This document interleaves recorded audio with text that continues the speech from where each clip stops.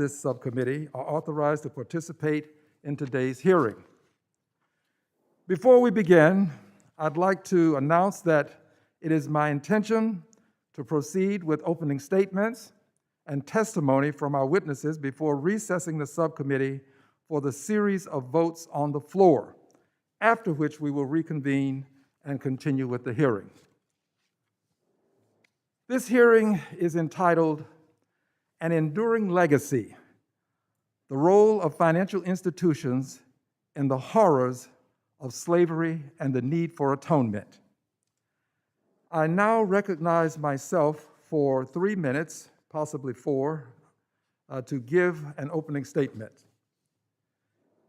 The enslavement of African people. Hello, friends. As chair of the Financial Services Subcommittee on Oversight and Investigations, under the leadership of the Honorable Maxine Waters, it is my singular honor to convene this historic hearing to examine the role of financial institutions in the horrors of slavery. The enslavement of Africans was an epitome of evil, and its stain on human history cannot be sanitized with the passage of time. It was a horrific crime against humanity that demands redress, a crime which cannot be whitewashed with a solution of ignoble ignorance. This is in part why, large part I might add, I introduced H.J. Res. 64, calling for an annual day of slavery remembrance to prevent the sanitization and whitewashing of our seminal sin, slavery. We have a day, friends, to remember 9/11 and commemorate the thousands of lives lost to terrorism. We have a Pearl Harbor Remembrance Day to ensure that December 7, 1941 will forever be a day that lives in infamy. We have a Holocaust Remembrance Day to prevent the horrors of the Holocaust from ever being repeated. Dear friends, we need a Slavery Remembrance Day, not only to remind us of the horrors of slavery, but also the need for atonement. And although the practice of slavery may have been legal at one time, it was without question a profoundly immoral practice necessitating atonement. Consequently, it becomes important for banks, insurance companies, and other financial institutions with historic ties to slavery to atone. Recognizing that atonement is part and parcel to our need for reconciliation, and we have not reconciled in our country, I have introduced H.Res. 919, calling for a cabinet-level Department of Reconciliation with a budget indexed to the Department of Defense and a Secretary of Reconciliation who reports directly to the President, very similar to having the Department of Labor with a Labor Secretary and undersecretaries, I might add, the Department of Commerce, all of the various departments. We need a Department of Reconciliation such that we can reconcile. Reconciliation won't take place over a short period of time. This department would be as enduring as the Department of Labor is. And friends, although atonement for our seminal sin, the dehumanization and enslavement of human beings, has been too long delayed, I do not believe that the zeitgeist of our time will allow the suffering of atonement to be denied forever. I look forward to hearing from our witnesses on how contemporary financial institutions could address their history with slavery and provide measures of atonement in the present day. Thank you, and with this, I conclude my remarks, and I now recognize the acting ranking member, Mr. Timmons, for 5 minutes for an opening statement. Mr. Chairman, I want to thank you for holding this hearing today, and to our witnesses, thank you all for taking the time to appear before the committee and share your research and experience. This afternoon, we are prepared to listen and learn, and I look forward to hearing everyone's perspective. Being from South Carolina, I'm keenly aware of my state's and our country's as a whole history with race. While slavery ended with the Civil War, there are still visual reminders in my state of this dark past. You can still see the scars on our state house from General Sherman's March to the Sea, in our capital city of Columbia. In Charleston, the marketplace where human beings were bought and sold still stands as a stark reminder of our country's original sin. But I've also seen the new South that we've built together in the years since these tragedies occur, and it is a much different place. Does work still remain to right wrongs? Absolutely. But there is no denying the monumental progress we have made. The legacy of slavery and the persistent racial economic disparities in the United States are linked, and we will discuss that history today. A number of the banks and insurance companies that we are going to discuss today have acknowledged their history and their connections to the practice of slavery. This is an important step, and I look forward to hearing from our witnesses about where those companies should go next. But we also need to be mindful of the fact that rising prices are making matters worse for households of color. The current inflation rate is 7.9%, the highest in my lifetime, which means that for working class families as well as seniors on fixed incomes in my district and across the country, it is getting harder and harder to make ends meet. This plainly shows that inflation is exacerbating racial disparities. Data from the Federal Reserve and the Bureau of Labor Statistics show that Black, Hispanic, and Latino households own their homes at a lower rate than white households. In an inflationary environment, rents tend to rise. Meanwhile, paying the mortgage becomes relatively cheaper, relatively easier. The net effect is an expansion of racial disparities. The same factors are at play when it comes to buying groceries and paying for gas in the last year or so. An analysis of CPI data by economists at Penn Wharton found higher income households had smaller percentage increases in their total expenditures because they spend more on services, which experienced the smallest price increases in 2021. On the other hand, lower income households spend relatively more on energy and groceries, whose prices had large increases. So again, inflation is causing racial economic disparities to expand. As we listen to the history of banks and insurance companies who financed slavery in the United States, I hope our witnesses will provide some important context and help us connect that history to contemporary disparities in home ownership and wealth. The data related to racial disparities make clear that households of color are at a huge disadvantage when it comes to navigating inflation. I think we have a responsibility to legislate with that in mind when we consider bills that may further affect the rate of inflation one way or the other. Again, Mr. Chair, I want to thank you for holding this hearing today, and I look forward to the testimony from our witnesses. I yield back. The gentleman yields back.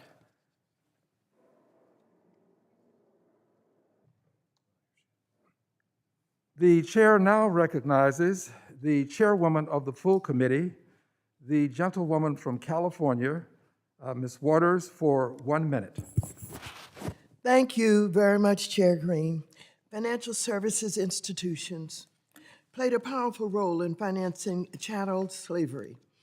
Insurance companies provided the financial protection necessary to transport stolen people from Africa to the United States and to protect slave owners from loss when a slave died.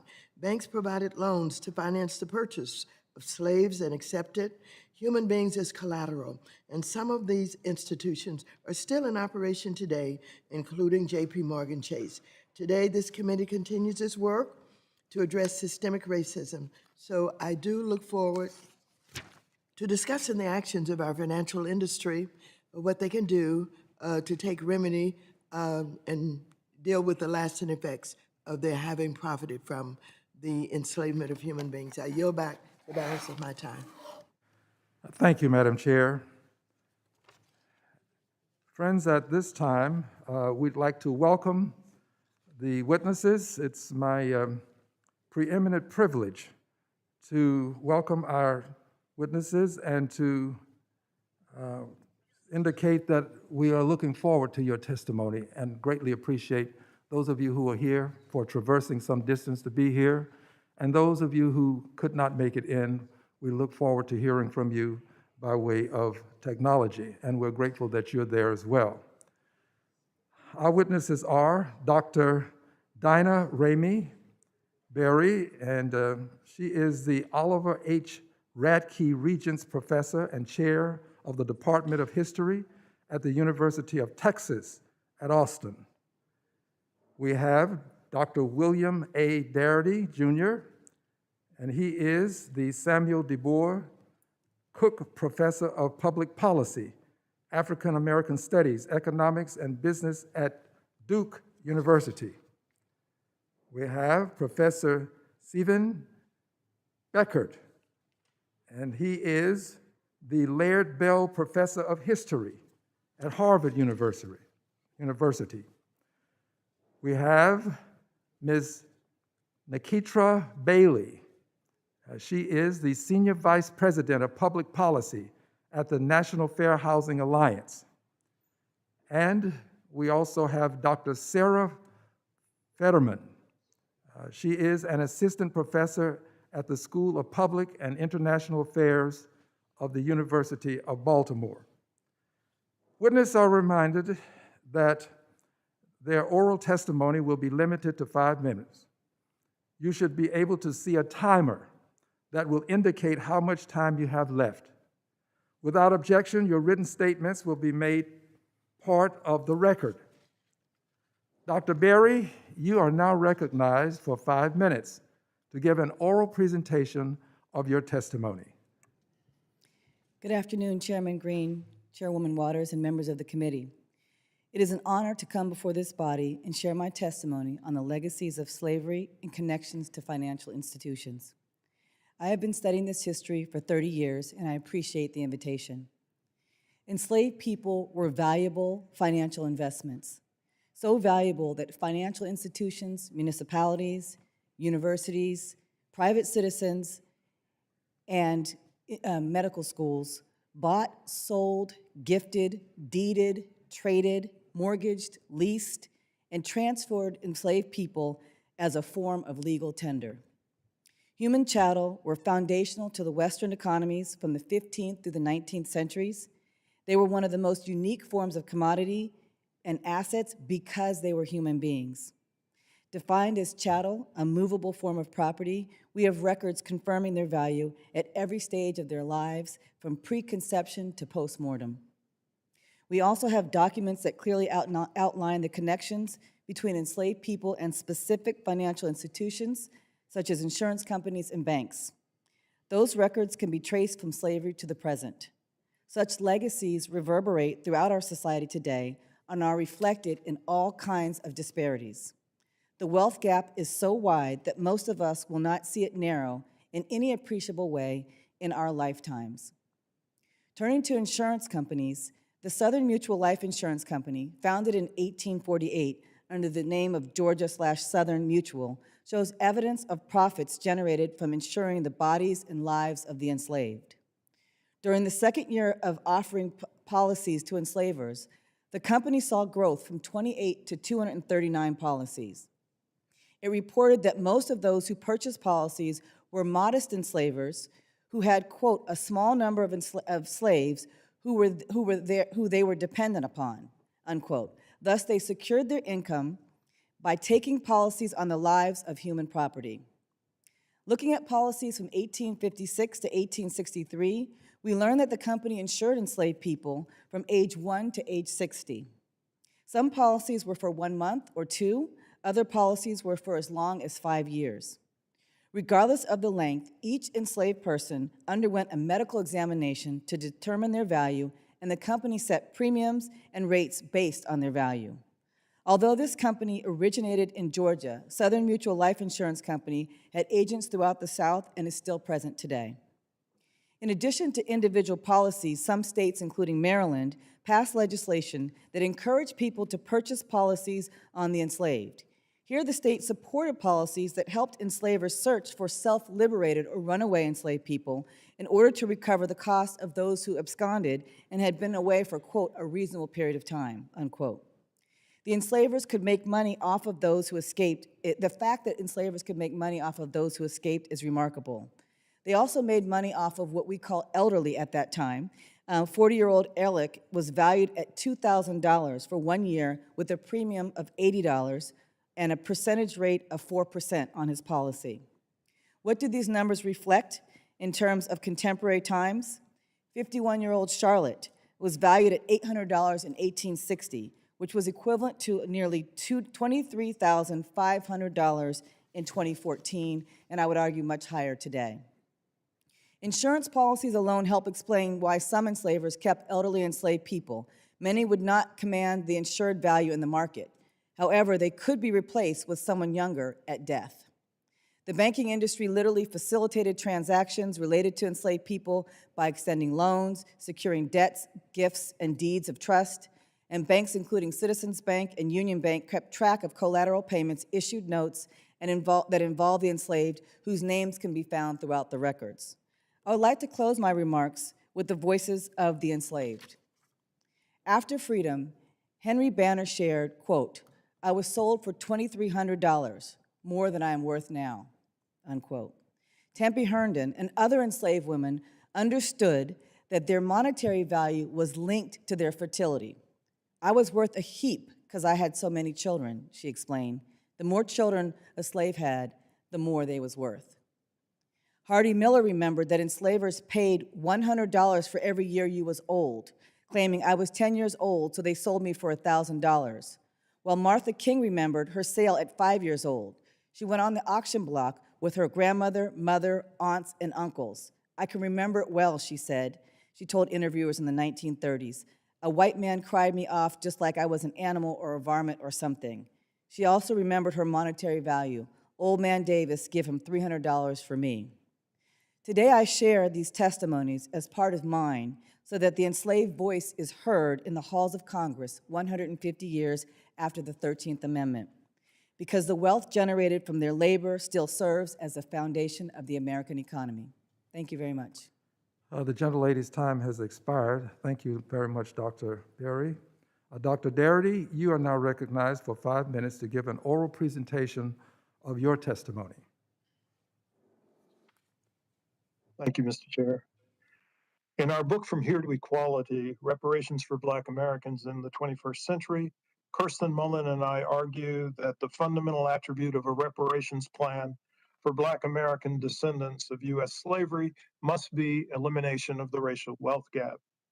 The Black-white wealth gap serves as the premier economic indicator of the cumulative intergenerational effects of American racism on the conditions confronting living Black Americans whose ancestors were enslaved in the United States. As economist William Spriggs puts it, the racial wealth gap is the central measure of opportunity stolen from Black Americans. The minimum sum needed to close the Black-white chasm in wealth is $14 trillion. Only the federal government has the capacity to fund such an amount. If private individuals and institutions paid $1 billion a month into a reparations fund, it would take a millennium for the fund to reach $14 trillion. The combined budgets of all state and local governments in the United States are less than $3.5 trillion. It would take 4 consecutive years of devoting all of their spending to a reparations fund, thereby foregoing all of their usual obligations to their constituents to approach $14 trillion. The true reparations plan must necessarily be a federal project aimed at making direct payments to eligible recipients in an amount sufficient to build average Black assets to a level comparable with average white assets. However, this conclusion is not a recipe for paralysis on the part of private individuals and institutions, nor other levels of government for that matter.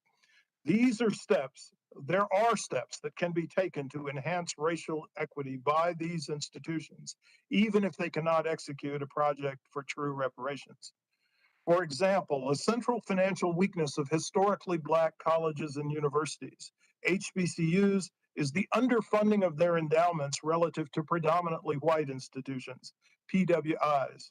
Private institutions do have the resources to facilitate elimination of the HBCU endowment gap. I turn to Louisiana to illustrate the possibilities, a state where its 4 historically Black colleges and universities have significantly lower endowments per student than peer predominantly white institutions. I match comparable institutions. So the gap per student between the state's 2 Catholic institutions, Xavier and Loyola University, is $7,650 per student. The gap between Tulane University and Dillard University, 2 non-denominational schools, is $13,000 per student. The gap between 2 of the public universities in the state, Grambling State and University of Louisiana, is $12,230. And the gap between the 2 land-grant institutions, Southern University and Louisiana State University, is $14,575 per student. To close the endowment gap would require, at minimum, an additional contribution of $26 million to the endowment for Xavier University, an additional $28.75 million to Dillard University, $61.4 million to Grambling State, and $102 million to Southern University. The total would amount to approximately $218 million. There is compelling evidence that larger endowments per student are associated with higher graduation rates, but increased endowments are unlikely to be sufficient to bring about full improvement in graduation rates. The target for all the institutions should be at least to match Tulane's graduation rate of 85%. But closing the endowment gap holds tremendous promise for improving the quality and performance of the HBCUs. It will give them an opportunity to fully excel and to go beyond the accomplishments that they've achieved on the basis of meager resources. Who among potential private contributors could take on this task effectively? Certainly the banking sector has the wherewithal, since the top 10 banks in the United States have combined assets of approximately $13 trillion, albeit assets that are held with varying degrees of risk. The total needed in Louisiana amounts to a blip on the financial horizon. They could take these beneficial steps towards greater racial equity without doing major harm to their balance sheets. Thank you. Thank you, Dr. Darity. Dr. Beckert, you are now recognized for 5 minutes to give an oral presentation of your testimony.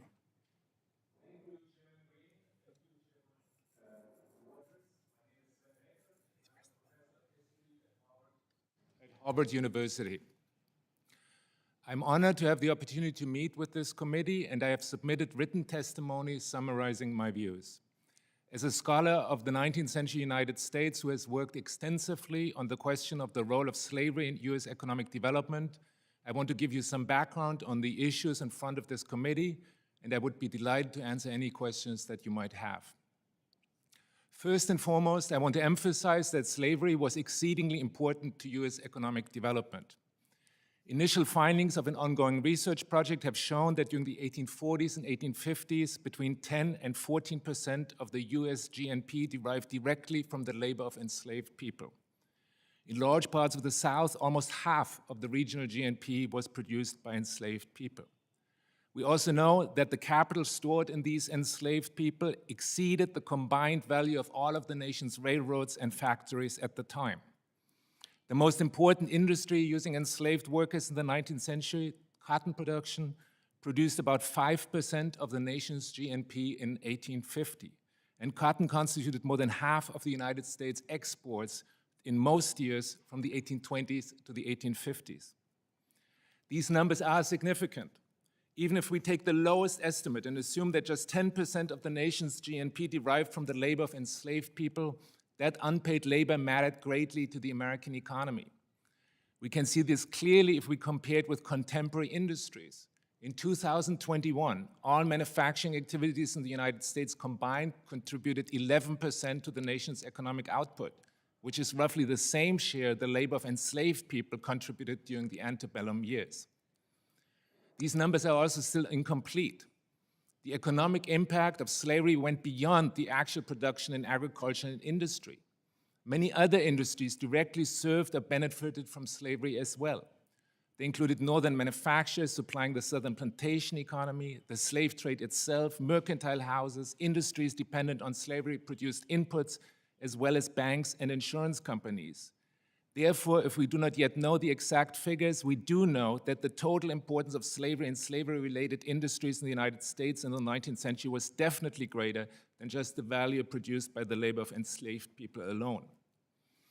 It is mistaken to think only about the southern states when thinking about slavery. Slavery's economic impact was national in scope. Also, northern states began abolishing slavery in the wake of the American Revolution. Northerners were deeply implicated in enslavement. Northerners shipped, insured, and financed plantation crops. They provided plantations with manufactured wares, and they used plantation crops in industrial production. To comment on the subject at the core of your deliberations, financial institutions played a crucial role in enabling enslavement, making slave labor profitable, and facilitating slavery's territorial expansion. The United States was the world's most important supplier of the industrial world's most important commodity, cotton. As cotton fueled an industrial revolution, European and US financial institutions rushed into the cotton business. Slavery rested on the capital, institutional know-how, and varied services of the finance sector, and it was the finance sector that connected plantations to factories and London money markets to New Orleans credit markets. Advances on crops enabled planters to acquire land and enslaved workers. Planters offered the enslaved workers as collateral to access capital markets. While most credit relationships in the antebellum South were mediated by so-called factors, these factors in turn drew on banks and merchant bankers to finance the growing of the crop and the extension of agriculture into new areas. And this applies both to private banks as well as to public institutions such as the first and second banks of the United States. Insurance companies, as we have heard, were also involved in slavery. Since much of Atlantic trade consisted of the products of enslaved labor, marine insurance received a boost from an expanding slave economy. Life insurance also expanded under slavery, and scholars have estimated that beginning in the 1830s, several thousand life insurance policies were written on the lives of enslaved people. The historical evidence is therefore clear. Slavery was an exceedingly important part of the US economy before the American Civil War. It also had devastating effects on millions of enslaved women, men, and children, and it left a deep legacy of patterns of inequality in the United States. While millions of African Americans labored for generations without pay and under inhumane conditions, the wealth they produced accumulated elsewhere. In 1860, for example, white Southern men made up 59% of the wealthiest 1% of adult males in the United States. Many Northern merchants, manufacturers, banks, and nonprofit institutions gained from the uncompensated labor of African Americans. Meanwhile, African Americans received no compensation for their labor and could not secure family networks or accumulate property. They could not access educational resources and suffered from extreme forms of exploitation and maltreatment. After slavery, African Americans continued to suffer more than a century of further economic, social, political, and educational discriminations. The legacy of patterns of inequality and opportunity, or the lack thereof, that came from slavery is with us in the United States to this very day. Thank you. Thank you, Dr. Beckert. Ms. Bailey, you are now recognized for 5 minutes to give an oral presentation of your testimony. Member Emmers and other members of the committee. Thank you for the opportunity to testify at today's hearing. I am Nikitra Bailey, Senior Vice President of Public Policy at the National Fair Housing Alliance, the country's only national nonprofit civil rights organization dedicated to eliminating housing discrimination and creating equitable opportunities. As I represent and office more than 170 local fair housing enforcement agencies today, my testimony honors the sacrifices of my ancestors. Despite founding principles of justice and liberty for all, the atrocious institution of slavery helped to establish the United States as one of the world's largest and most competitive economies. The free labor of enslaved Blacks undergirded the financial health of America and its institutions. Every American institution stands on this foundation, including banks, where the institution of slavery revolutionized credit markets, creating complex new forms of financial instruments and trade networks through which slaves could be mortgaged, exchanged, and used as leverage to purchase more slaves, according to Professor Baradon. The legacy of slavery endures. It is woven into every aspect of our economy and continues to manifest. Let me name a few. The Freedmen's Bank, created to provide Black soldiers and their newly freed citizens a secure place for their savings, ended up being looted by its white trustees. Despite its promise of economic freedom and self-determination, in the end, more than 60,000 of its depositors lost $3 million, which was nearly half the wealth of Black citizens. I ask you to imagine for a moment the toil it took these Black Americans to amass $3 million, as most worked on the very same plantations where they were enslaved as sharecroppers in a system that locked them into perpetual debt. The unfounded association between race and risk and financial institutions established by New Deal housing policies. The Federal Housing Administration systematized lending discrimination as its policies both reflected and reinforced the practices of banks and insurance companies. FHA provided affordable housing for whites, leaving communities of color relegated to riskier, costlier, wealth-stripping financial services. Other examples, the $1 trillion for Black and Latinos lost during the subprime mortgage boom after being steered into risky products that led to foreclosure despite many qualifying for loans on safer and more affordable terms. The failure of lenders to maintain homes in communities of color that they took back through foreclosure or to market those homes in a manner that would maintain neighborhood stability. And during this current crisis, failing to provide lower interest rates and the cost savings to consumers of color, placing them at greater risk of foreclosure during this COVID-infused housing boom. White homeowners have been able to save $3.8 billion through refinancing annually in comparison to $198 million for Black homeowners. The Federal Reserve's ongoing monthly support of mortgage-backed securities is fueling these disparities while simultaneously allowing investors to buy up all of the affordable housing stock. The stain of slavery spreads well beyond our banking system, but it is appropriate for this committee to focus on the role of banks because they are different from other kinds of businesses and they have a special relationship to the federal government. As the United States Supreme Court stated, national banks are instrumentalities of the federal government created for a public purpose. They are critical to the effective functioning of our economy, facilitating financial transactions, providing liquidity, and serving as a vehicle for monetary policy. Because of the public interest in these functions, the government gives banks special treatment that no other businesses get, such as deposit insurance, access to the Federal Reserve's lender of last resort, and a system of regulation that curbs risk and boosts public confidence. Now is the time to redress the legacy of their involvement in slavery and ongoing discrimination, not only to stop discriminating, but to take affirmative steps to heal the harms done over centuries. Following the people-led protests in the wake of the murders of Mr. George Floyd and Ms. Breonna Taylor, financial institutions made bold pledges to extend billions of dollars in the pursuit of racial equity. Fulfilling those pledges will not cure the stain of slavery from their foundations, but it will go a long way in advancing opportunity for the descendants of the enslaved. This committee has also taken action to address these issues, particularly the housing provisions in the Build Back Better Act, especially the first-generation down payment assistance from Chairwoman Waters' bill that ended up in the bill for $10 billion. We need the Senate to act without delay to pass this legislation so that all of us as a nation can start to take actions for atonement. I look forward to discussing my other recommendations with the committee. Thank you again for the opportunity. Thank you, Ms. Bailey. Dr. Fetterman, you are now recognized for 5 minutes to give an oral presentation of your testimony. Thank you for inviting me today. My research considers how corporations can atone for participation in mass atrocity, such as genocide and slavery.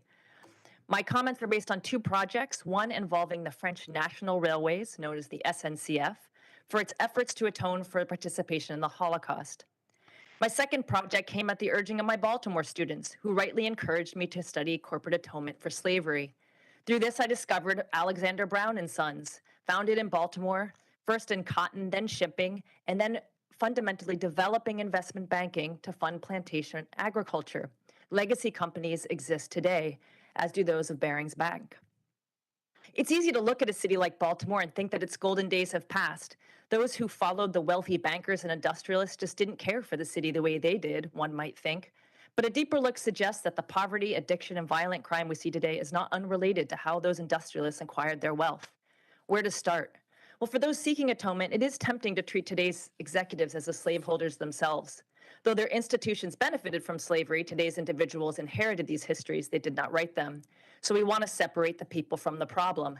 And there is a problem. That institutional wealth has compounded for over 200 years without addressing the souls that suffered for it or harm the inflicted upon descendants. I offer a corporate historical integrity model in my recent Harvard Business Review piece.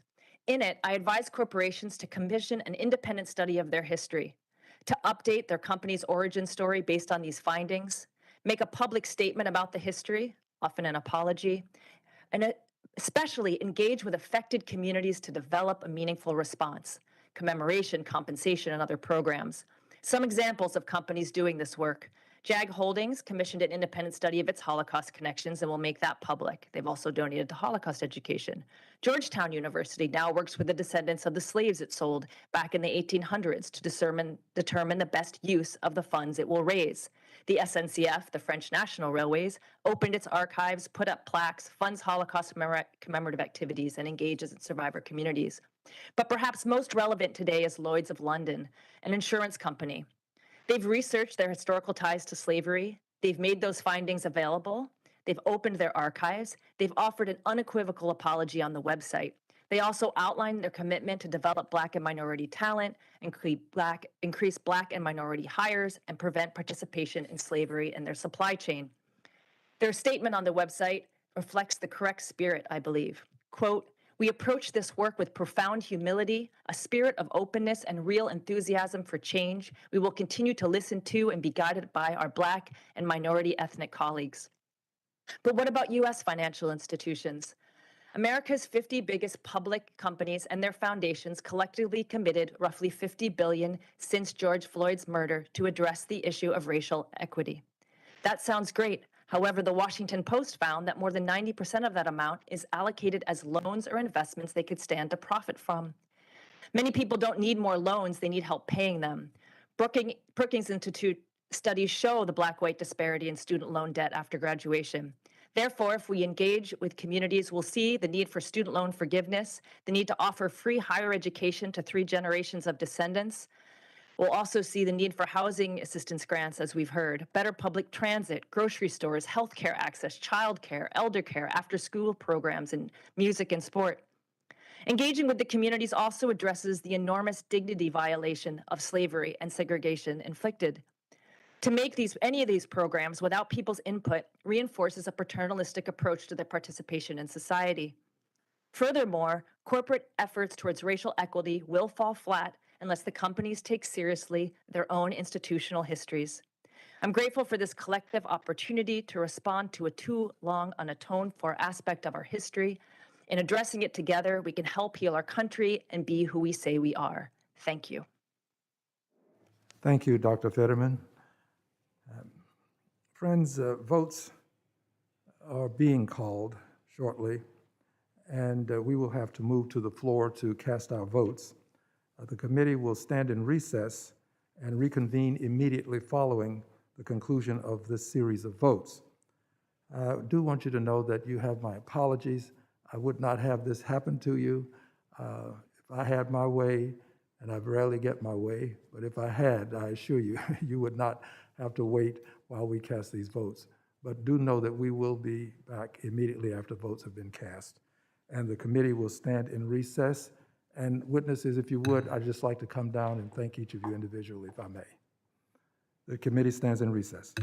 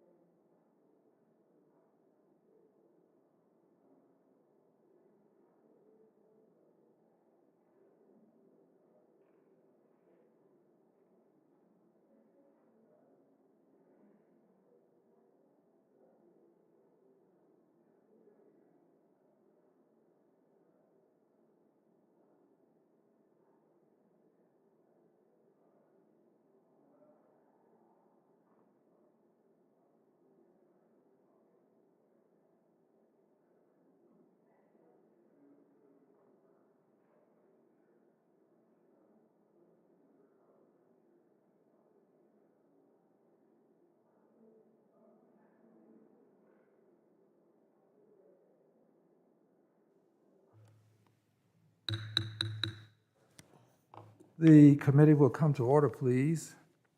I'm grateful to everyone for being patient with us. We will now proceed with questions. And at this time, I now recognize the gentlewoman from California, the chair of the full committee, for 5 minutes of questions. Madam Chair, you are recognized.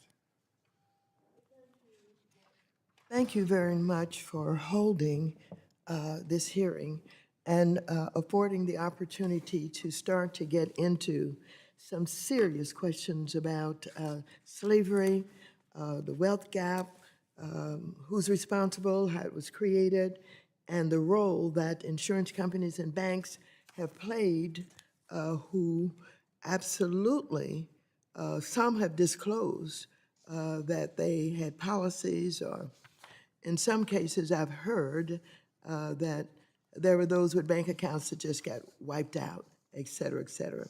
I guess my question is, I know that there's a lot of discussion going on about reparations, and we have a study going on here, and in some states, they had created commissions, et cetera.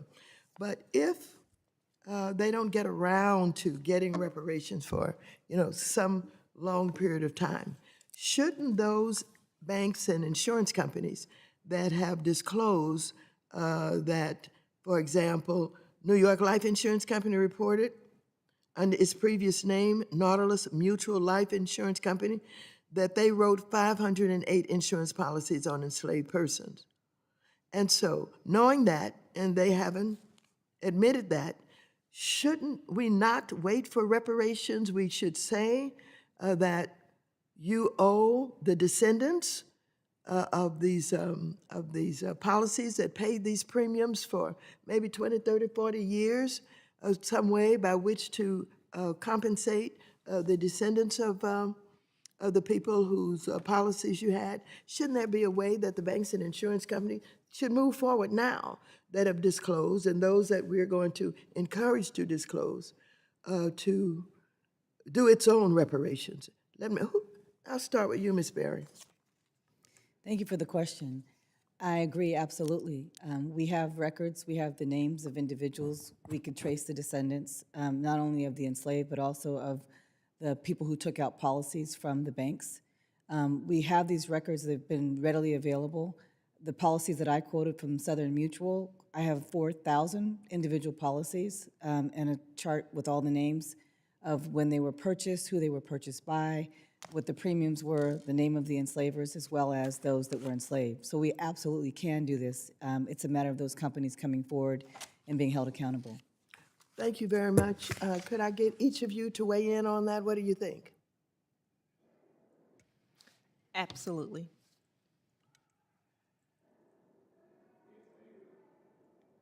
Well, I agree. thank you. Again, as I complimented Mr. Green for holding this hearing should not be for naught. This hearing, given the information that you've shared with us, the disclosure that has been done, it seems to me that the federal government ought to move to do whatever it takes to encourage, to legislate, to get the compensation for the descendants based on the information being available. Do you think that's fair, Ms. Berry? Yes, I do. Do you think it's fair? Yes, it is, and it is obviously a very large issue that affects many parts of American society and many businesses, not just insurance companies. And so I think this is fair, but I think it should be embedded within a broader conversation about the impact of slavery on American society and the institutions that have benefited from slavery in the past. Well, I appreciate that, but I think it's time to stop talking about it. We're way beyond the discussion point, and so I'm thinking that perhaps this is a time that we should move very aggressively if we can. Anybody else like to weigh in? Yes, I have a slightly different take on this. I certainly think that organizations that have been complicit with slavery, and not only just slavery, but there's a host of atrocities that took place after slavery ended. Certainly, they should take steps to improve conditions of racial equity in the United States. But I think we do have to be careful not to refer to whatever steps they take as being reparations. Yeah. Because they simply do not have the capacity to meet the bill that is appropriate for reparations. And the other point that I'd like to make is while all the actions that they took are wholly immoral, they were actually legal under the conditions of law that existed in the United States of America. And so that the ultimate degree of culpability has to be assigned to the federal government. And it's the federal government that must ultimately pay the bill for reparations. Well, thank So, you. of course, we don't have to wait for anything to happen with respect to federal action, but we do have to be very careful and circumspect about what we think are the magnitude of the actions that can be taken by private institutions and organizations. Well, thank you so very much. And maybe we should take into consideration all of us who have policies that we hold now from AIG in New York. I yield back. Gentlelady yields back. The chair recognizes the gentleman from California, Mr. Timmons, for 5 minutes. Thank you, Mr. Chairman. Dr. Fetterman, I know you've done a lot of work with the French rail company SNCF in regards to their involvement with the Holocaust. What lessons from that work can we learn from to inform this discussion? Oh, I believe you're still on mute. Sorry. Thank you. Oh, you're still not coming through. You're not muted, though.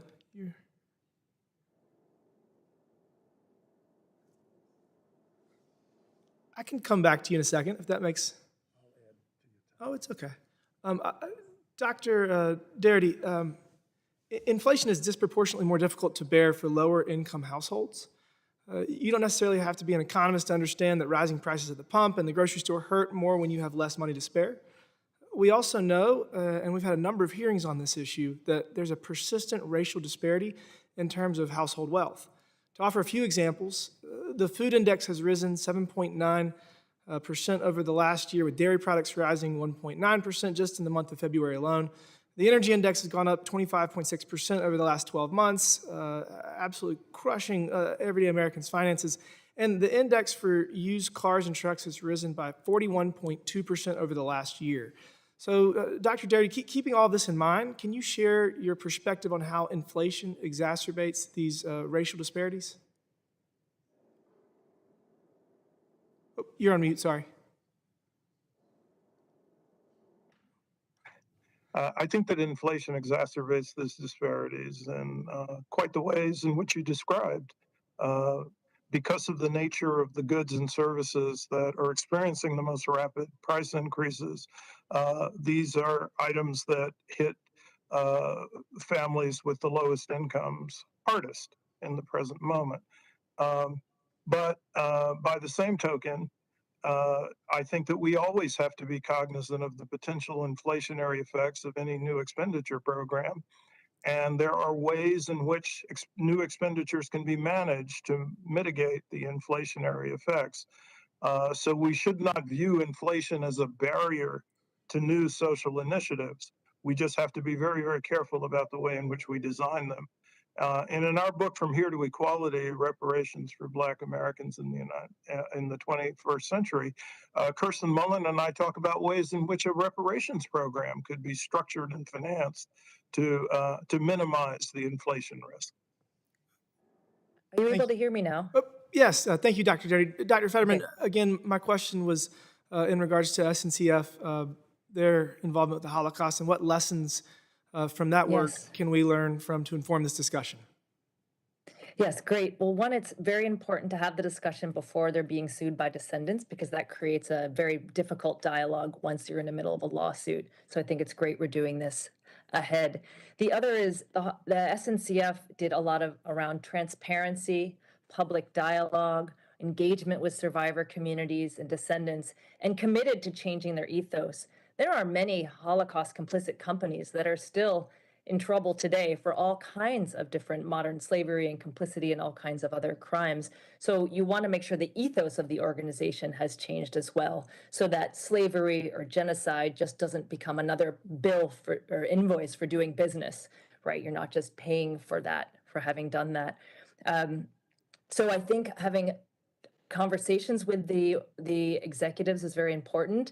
I think also the employees of the company want to belong, and making it part of the diversity, equity, and inclusion efforts that they're already doing within these organizations. It's very difficult to do DEI work if you're not willing to look at your institutional history. Sure, and along those same lines, you mentioned that leaders at modern financial institutions inherited the histories of their companies but didn't write that history themselves. Can you help us understand the significance of that distinction, and why is that distinction important in this discussion? Thank you for asking about that, because during the French National Railways debates, there was so much anger being expressed when it was as if the individuals running the SNCF today were in fact living Nazis, and they weren't. They were, in many cases, they were Jewish themselves. So it's important to set a tone of, we are working together on this problem, and there is a problem. There is a problem of that inherited compounded wealth. But just in the tone of these conversations, that it can be restorative. It's a larger restorative cultural conversation that we're having. And of course, it's very difficult because somebody's going to have to pay the bill and they will do part of it. But I think many of them, I mean, Lloyd's of London and some of the other ones are starting to step up. But I do find that when it's more of a retributive model, people close up, and we want to have a more restorative conversation. Thank you. I'll close with this. We're seeing the Russian invasion of Ukraine, the atrocities, the genocide that's being committed there. The international community, the business community, is actually imposing sanctions. They're literally taking huge financial hits, whether it's McDonald's, Visa. There's just dozens and dozens of multinational corporations that are foregoing profits to try to hold the Russian war crimes accountable. So it's very promising, the direction that we're going right now, and I'm hopeful that we can hold the Russians accountable and address past wrongs in other areas too. Thank you, Mr. Chairman. I yield back. The gentleman's time has expired. The chair now recognizes the gentlewoman from North Carolina, Ms. Adams, for 5 minutes and questions. Thank you very much, Chairman Green, Ranking Members McHenry and Emmer, and to Chairwoman Waters. Thank you for hosting today's hearing, and to our witnesses, thank you for being here. As a college professor for over 40 years, it's always a pleasure to be surrounded by academicians.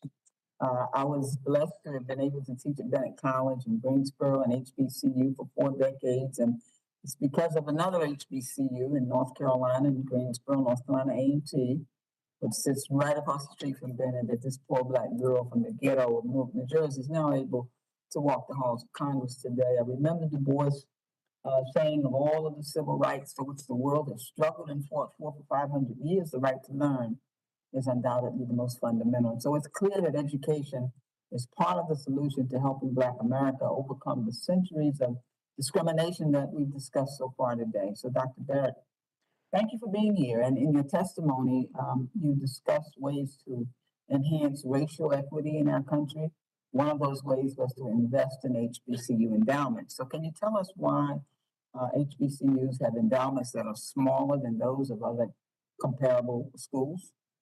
Yes, it is not because HBCU administrators are flawed at trying to manage their endowments.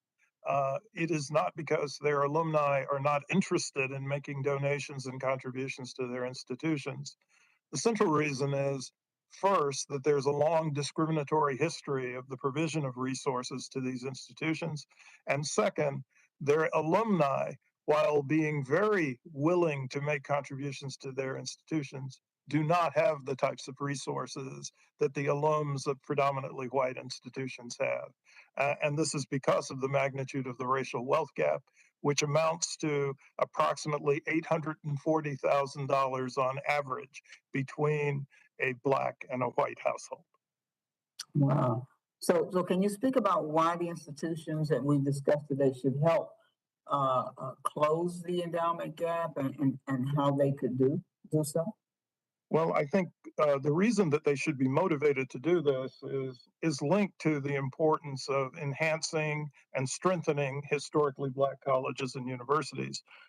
Historically Black colleges and universities are a disproportionate source of Black students who enter graduate and professional schools. Xavier University in New Orleans, for example, with only about 3,000 students, leads the nation in Black graduates who finish medical school. And so if these organizations are interested in making a true commitment to diversity and inclusion, they would want to have the most outstanding candidates possible coming out of these institutions. And the better these institutions can do in terms of supporting their students, the better we can all be in terms of how American society functions. I'd also like to add that historically Black colleges and universities seem to be a safer haven for students who are Black. They seem to be stereotype safe environments for those students. And also, they provide insulation from predatory for-profit and for-profit colleges and universities. Students seeking higher education will not feel as much pressure to go to the for-profit sector if there are a wider range of opportunities to go to HBCUs. Wow, okay, so do you have any examples of what it would take to close this endowment gap at HBCUs in North Carolina, for example? Yes, actually, I do. I did some back of the envelope calculations after doing the work on Louisiana. And North Carolina is going to be much more expensive than Louisiana.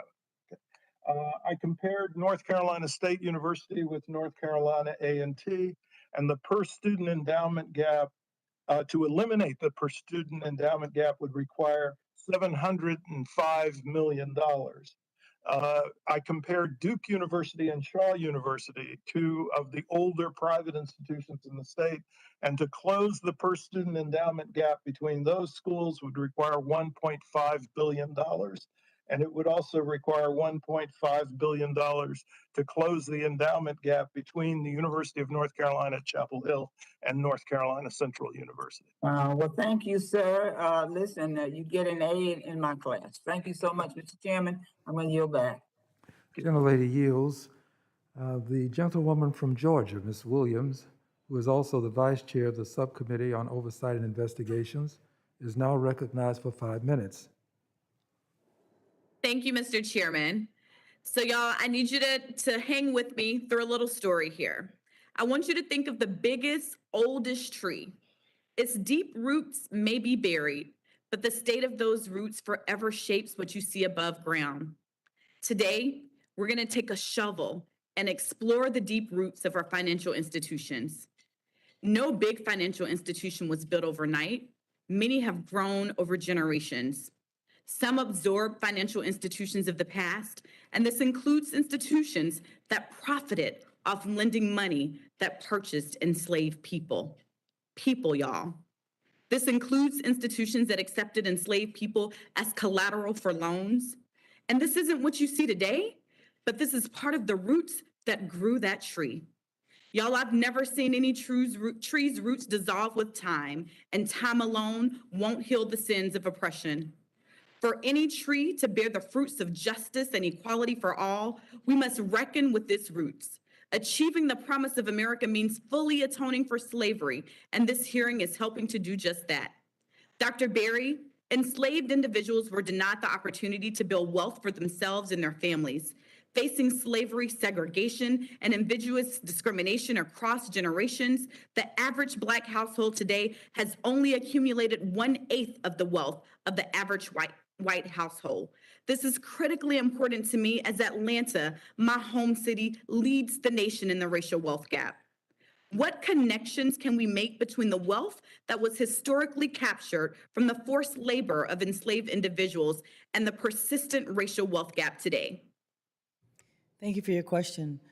One way we can look at this is to look at the ways in which families pass down funding from or wealth from their families to their relatives.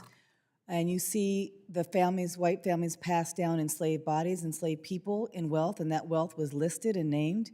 but the enslaved families and their communities they did not receive any funds. So that's one direct example in probate records that we can find. And those are registered in county records. But everywhere we turn, when we look at the records of banks, insurance companies, and not just public and private companies, but also the records of various policies, we find this data, and we can make that connection to today by bringing the genealogy forward. Thank you. We must ensure that remedies for things like the persistent racial wealth gap, along with nearly 200 of my colleagues, I'm a co-sponsor of HR 40, the Commission to Study and Develop Reparation Proposals for African Americans Act. This bill has advanced through a committee markup, and I look forward to its passage. Dr. Berry, when the commission under this bill is established, what approaches or methods could it employ to review and quantify the historical involvement of the financial sector in the institution of slavery? How could the commission guide private sector actors like financial institutions to achieve appropriate atonement for slavery? One is to open up the records, make the records available, and allow people to review them.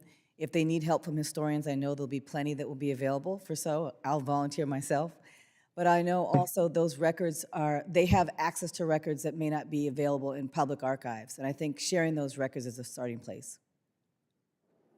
Thank you so much, Mr. Chairman, and thank you, Dr. Berry. I yield back the balance of my time.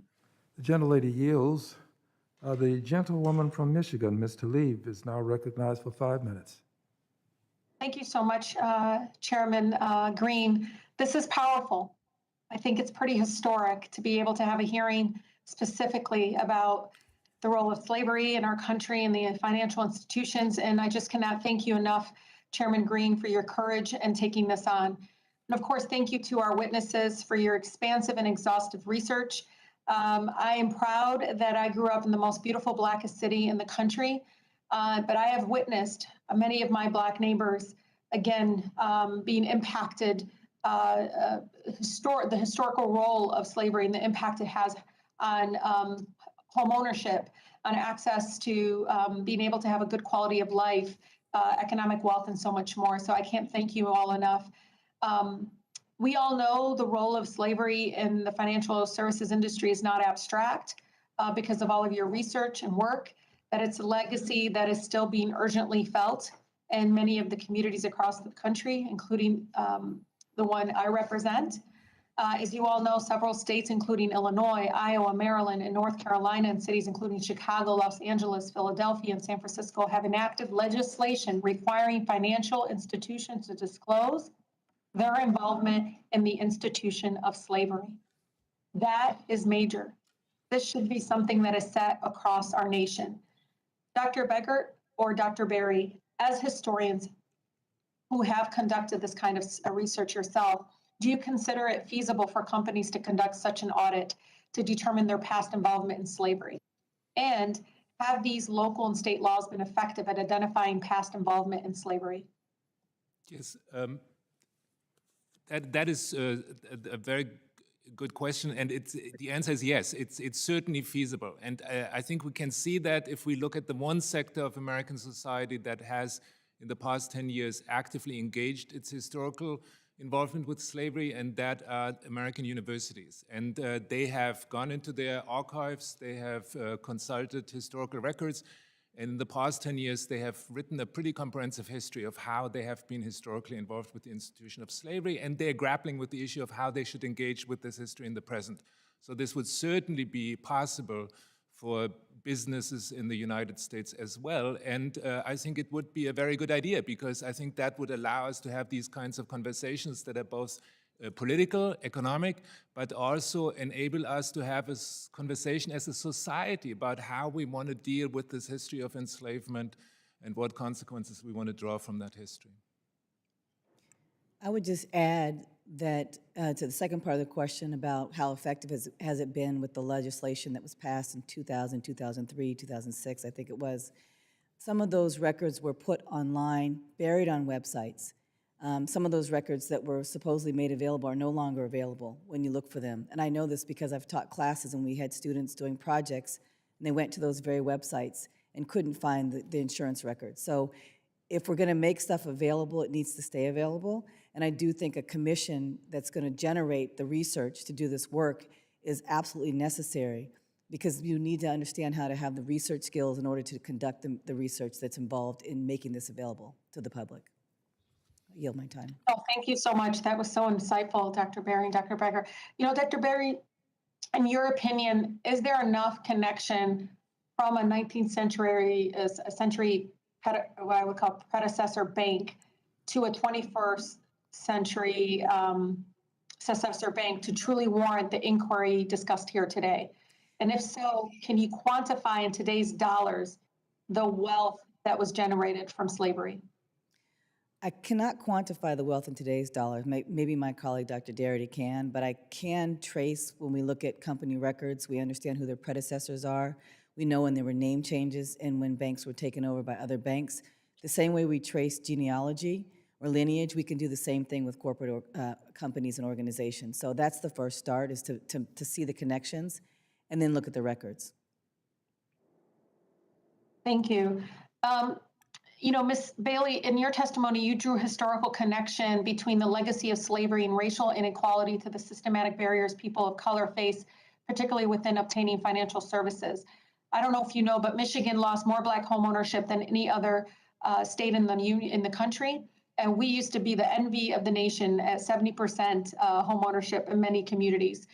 Ms. Bailey, can you briefly explain how the historical legacy of slavery and exclusionary policies like redlining still present obstacles for my Black neighbors today? Absolutely. According to data from the Federal Reserve, we've actually seen the Black-white wealth gap grow by $20 trillion since the onset of COVID-19. The COVID policies to mitigate the impact of the pandemic has exacerbated wealth inequalities for those who have assets and those who don't. Since the start of the pandemic, the Federal Reserve has been purchasing $40 billion in monthly mortgage-backed securities, hoping to fuel the housing boom that we're experiencing. So because of those ongoing purchases, what we see are the very communities that are hardest hit by COVID-19 locked out. So communities like Detroit, they struggle not only with the historical legacy, but the current legacy of not being able to have access to small dollar mortgages because banks are not making loans in those communities. And just some specific data on what banks have done in terms of lending to African Americans based on 2020 data. Banks originated 3.9 billion home mortgage loans in 2020. Only 3.9% of those went to Black consumers. The gentlelady's time has expired. The chair will now recognize himself for 5 minutes. And the chair, while I enjoy hearing you compliment me for the hearing, the truth is that we have a chair of the full committee who was more than ready to take on this challenge. I have to say a word about the chair of the full committee because she's known for what she's done for housing across the length and breadth of the country. She's known for what she's done to help persons who are homeless. But she doesn't limit her reach. She's not afraid to take on new challenges. And this is one of the great challenges of our time, to deal with our seminal sin, slavery, 1619, 20 slaves on August the 20th, aboard the White Lion when it docked here in the Americas. And from that moment forward, we have not done the things that we should have done to deal with this issue of slavery. I'm honored to see that my colleague has arrived, Ms. Garcia, and I'm going to suspend my commentary because I'd like to recognize her. So, Ms. Garcia, the chair is going to recognize you for 5 minutes. The gentlelady from Texas, Ms. Garcia. Thank you, Mr. Chairman. I apologize, but we're having a markup in judiciary, so I'm a bouncing ball today. But I did not want to miss an opportunity to join you in this very important hearing. I'm simply devastated about the ways that the horrific legacy of slavery is built into the very structure of the U.S. banking system today. Racism is baked in. It's literally baked in interwoven to the fabric of society and the laws that govern us all. It is our job as lawmakers to study the origins of these problems so that we can identify them and root them out. I am grateful to all of the witnesses for taking the time to speak with us today about how that can be done. So I wanted to discuss just this, actions that we can take. While we cannot undo centuries of oppression in one Congress, we certainly can do what we can and take some action. One major way to close the racial wealth gap is by ensuring that all people have access to credit for pursuing home ownership, entrepreneurship, and financial solvency. The Community Reinvestment Act was passed so that banks would have to reinvest the deposits received from minority communities back into these communities. But the CRA has not been updated in years, and we all know that the current financial services landscape is increasingly digital and not accessible. Measuring lending and investment into communities is a bit more complicated in a world where much of consumer banking is done online. Ms. Bailey, can you discuss some things that the regulators should take into account considering when they work on a modernized CRA? Yes, thank you for the question. We actually need to have a more race-conscious CRA. When you look at the legislative history about the Community Reinvestment Act, it was clear that it was designed to focus on minority neighborhoods that were locked out of access to credit. We know that because of the legacy of slavery, that banks have over time disproportionately not located in communities of color, nor adequately applied and extended access to credit in communities of color in a fair manner. So we need a more race-conscious focus in CRA so that we can look beyond simple income solutions, because those income-based solutions are not solving the problems. Race-conscious policies created today's disparities, and only race-conscious policies can solve them. Can you give us an example of some of the policies you think we should implement? Absolutely. So again, thank you for the question. The Equal Credit Opportunity Act already allows banks to use special purpose credit programs. So banks can look at the lending that they're doing today and figure out the communities of people that they're underserving, and they can design targeted programs like first generation down payment assistance, which this committee passed, and the Build Back Better Act to really help extend credit for first generation home buyers who are underserved. And when we say first generation, we mean people whose families were excluded by federal housing policies because those redlining practices extend directly from the legacy of slavery. So targeting down payment assistance by first generation actually is a way for us to ignite economic growth and to close the existing disparities.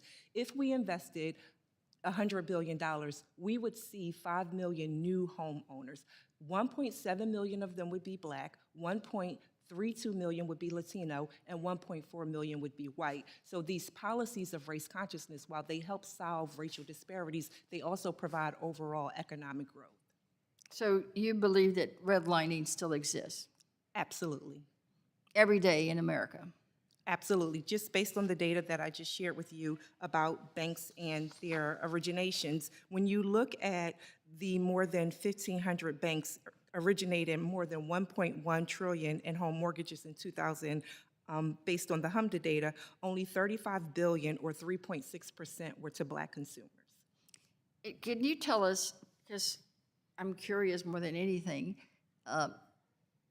geographically, would you say it's more in the South and the North, the East, the West, or all of the above, everywhere? I think because of the COVID boom housing challenges that we're experiencing, what we actually see is that investors are being able to purchase homes in the communities that were hardest hit by the subprime mortgage crisis. 1 out of 7 homes today are actually being purchased by investors, and most of those are happening in Black communities and also in Midwest communities all over the country. So we see this exclusion on a national basis. Well, one quick one. Do you think that's what's raising the cost of homes, even in minority communities, that it's investors and not individuals? I think the investors are purchasing all the affordable housing stock, causing a rise in rental homes, but also locking out home buyers who would perform well if they had access to home ownership with things like first generation down payment assistance, which this committee passed in the Build Back Better Act, and it's especially why the Senate should pass the housing provisions. There is $150 billion in the Build Back Better Act that will help alleviate some of the challenges that we've seen for homelessness and the lack of access to home ownership. Thank you, and I yield back. Thank you, Mr. The Chair. gentlelady's time has expired. Reclaiming my time, Let me move expeditiously. This will be what we will call a voir dire or voir dire portion of the hearing, depending on where you're from. It's a French term and it means to speak the truth. So let me ask you candidly, do you believe that it would be of great benefit to have a Department of Reconciliation? I support reparations. I support H.R. 40 that Jackson Lee has, Congresswoman. I support Congresswoman Barbara Lee's Truth and Reconciliation Commission.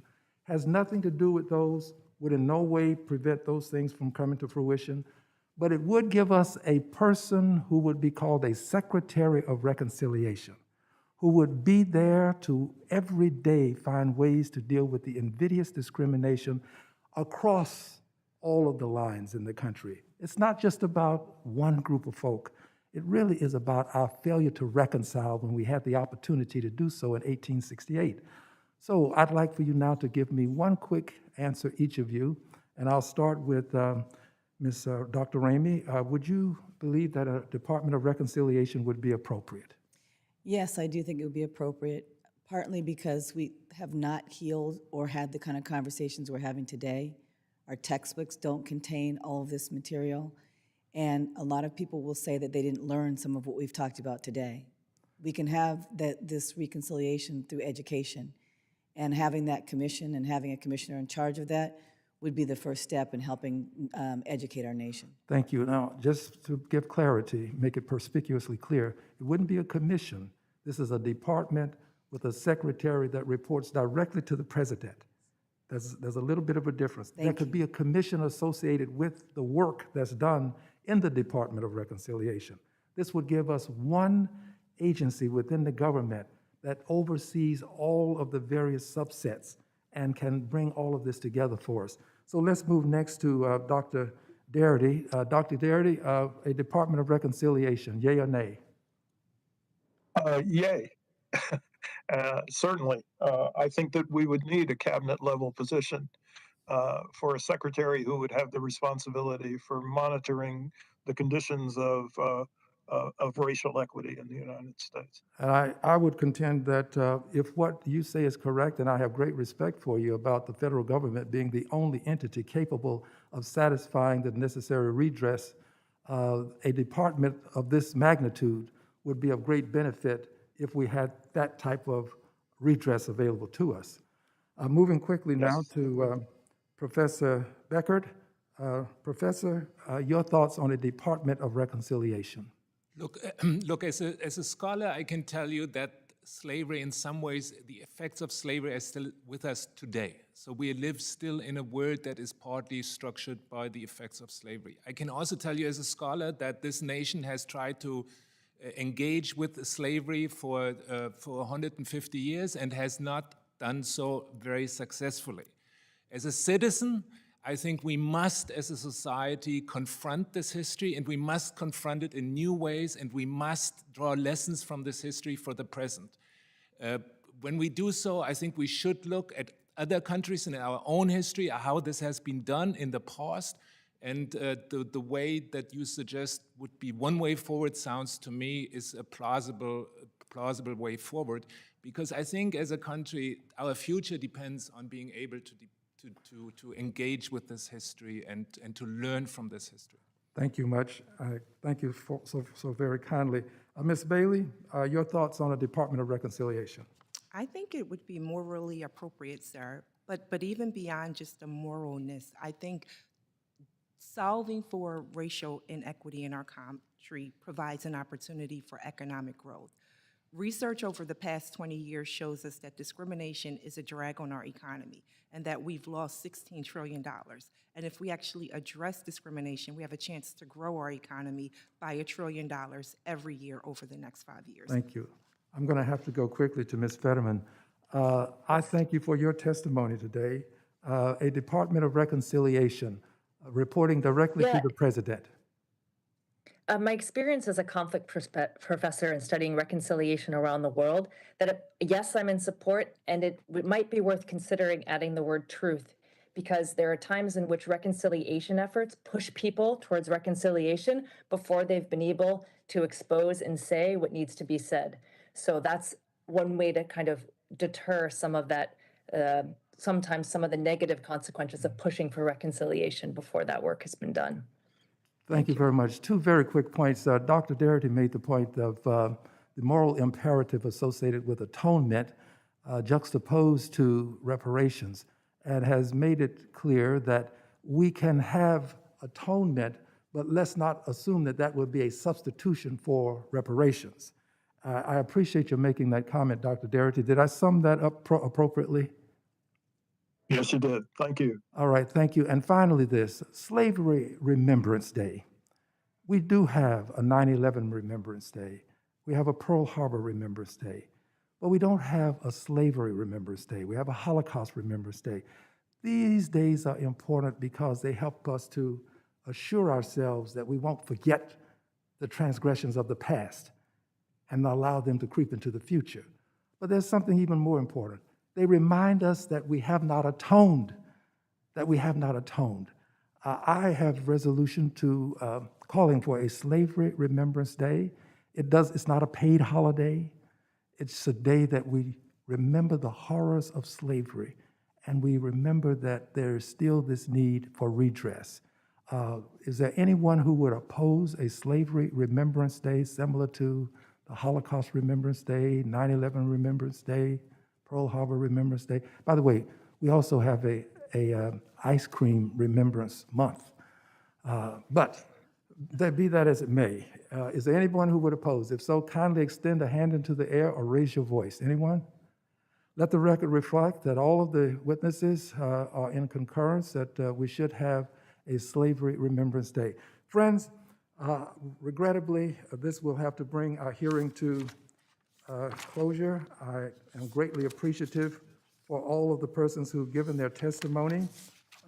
This has been a most informative hearing for me, and I'm sure it has been equally as informative for all of my colleagues. As you can see, the attendance was very good, and with the kind of attendance we had, it begs the question of should we stop now? As you know, the chairwoman made a very salient point when she said we need to make sure that we do something, not just have a hearing and move on. So with that said, I'd like to thank our witnesses for their testimony today. Without objection, all members will have 5 legislative days within which to submit additional written questions for the witnesses to the chair, which will be forwarded to the witnesses for their response. I ask our witnesses to please respond as promptly as you're able to do so. And without objection, all members will have 5 legislative days within which to submit extraneous materials to the chair for inclusion in the record. I remind members that written questions and materials for the record should be submitted to email address provided to your offices. And at this time, this hearing is adjourned.